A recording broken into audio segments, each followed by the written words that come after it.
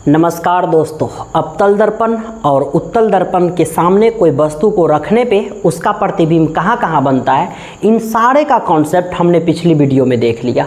अब हम इस वीडियो में देखेंगे कि किसी भी लेंस के सामने अगर कोई वस्तु को रखा जाए तो उसका प्रतिबिंब कहाँ कहाँ बनता है। तो लेंस स्टार्ट करने से पहले आप लोग को ये बता दें कि अगर आप लोग इस चैनल पे नए हैं तो इसे सब्सक्राइब कर लीजिए, जिससे कि आने वाले तमाम वीडियो का नोटिफिकेशन सबसे पहले आपके पास पहुंचे। और विश्वास करिए, अगर इस वीडियो को अंत तक आप देख लेते हैं तो किसी भी लेंस के सामने अगर कोई वस्तु को रखा जाए तो उसका प्रतिबिंब कहाँ कहाँ बनता है, इससे संबंधित प्रश्न आपसे कतई नहीं छूट सकता है। ये विश्वास करिए मुझ पे। और चलते हैं लेंस की ओर। लेंस क्या है, लेंस कितने प्रकार की होती है, लेंस के सामने कहाँ कहाँ वस्तु की स्थिति होगी, ये तमाम वो सारे कॉन्सेप्ट। तो चलते हैं लेंस की ओर।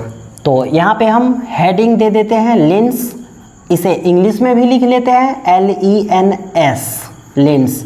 तो देखिए लेंस क्या होता है, यानी कि आप देखे होंगे कोई घड़ी साज को, घड़ी साज बोले तो जो घड़ी की मरम्मत करता है, जो घड़ी को ठीक करता है, वो घड़ी के छोटे छोटे भाग को देखने के लिए लेंस का प्रयोग करते हैं। आप देखे होंगे चश्मा जो पहनते हैं व्यक्ति, वो भी लेंस का प्रयोग करते हैं। आप देखे होंगे दंत चिकित्सक के पास जो लोग पहुंचते हैं वहाँ पे भी लेंस का प्रयोग किया जाता है। तो यानी लेंस की परिभाषा के रूप में अगर बोला जाए तो देखिए यहाँ पे हम एक लेंस बना लेते हैं। कौन सी लेंस है ये, इसके बारे में अभी चर्चा करेंगे। ये लेंस हो गया। लेंस की परिभाषा होती है कि कम से कम ये दो सतहों से घिरा होगा और ये कोई पारदर्शी माध्यम होगा। पारदर्शी माध्यम बोले तो जिससे होके प्रकाश आसानी से इस पार से उस पार चला जाए, उसे ही पारदर्शी माध्यम कहा जाता है। तो लेंस का भी कुछ ऐसा ही होता है, यानी कि इधर से अगर प्रकाश जाएगा तो इधर से निकल जाएगा। और लेंस का एक और नियम है कि दो सतहों में से, जैसे देखिए लेंस का ये एक सतह इधर हुआ और एक सतह इधर हुआ, इन दोनों सतह में से एक भाग गोलीय होना ही चाहिए, यानी कि कम से कम एक भाग गोलीय होना ही चाहिए।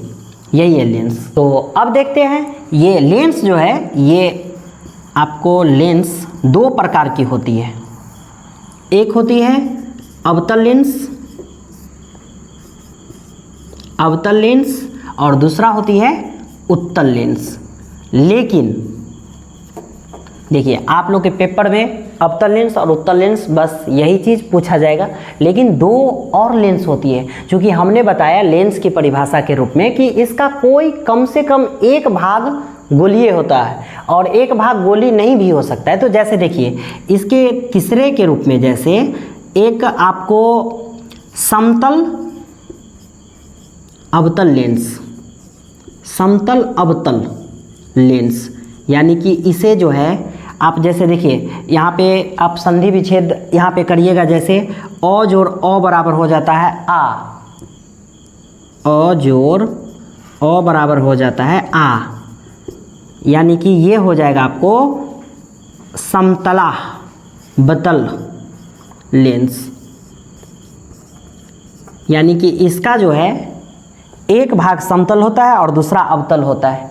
और तीसरा लेंस के रूप में हम देखेंगे, यहाँ पे होता है समतल उत्तल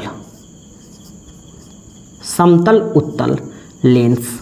यानी कि इसे जब आप अगर मिलाइएगा संधि विच्छेद में, ये हो जाता है, आप देखिएगा यहाँ पे अ जोड़ उ बराबर हो जाता है ओ, यानी कि बोले तो समतलो लेंस, यानी कि एक भाग समतल और दूसरा भाग उत्तल होगा। अब देखिए अवतल लेंस कैसा होता है। अवतल लेंस का जो होता है भाग, ये दोनों ओर धंसा होता है। आप दर्पण में पिछले वीडियो में हमने ये बात बता दिया है कि अवतल दर्पण कैसा होता था। तो यहीं पे ये भी कुछ हद तक ऐसे ही है। जैसे देखिए अवतल लेंस है तो इसका बिचली भाग धंसा हो रहता है, यानी कि किनारे के अपेक्षा बीच में जो है पतला होता है, इसका किनारा भाग मोटा होता है। ये आपको अवतल लेंस हो गया, ये अवतल लेंस हो गया।